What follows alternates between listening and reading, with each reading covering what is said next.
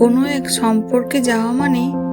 এই নয় যে শুধুই কারোর বয়ফ্রেন্ড বা গার্লফ্রেন্ড হওয়া, কিংবা নিয়ম করে আই লাভ ইউ বলা। একটা সম্পর্কে জড়াতে গেলে আগে তার খুব ভালো বন্ধু হতে হয়,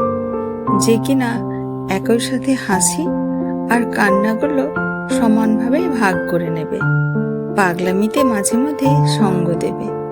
কখনো ভুল করলে যে কিনা শুধুই দোষারোপ না করে ছেড়ে না গিয়ে বাবা মায়ের মতো একটু বকাঝকা ও শাসন করবে, আবার সময় আসলে দিদি বা ভাই দাদাদের মতো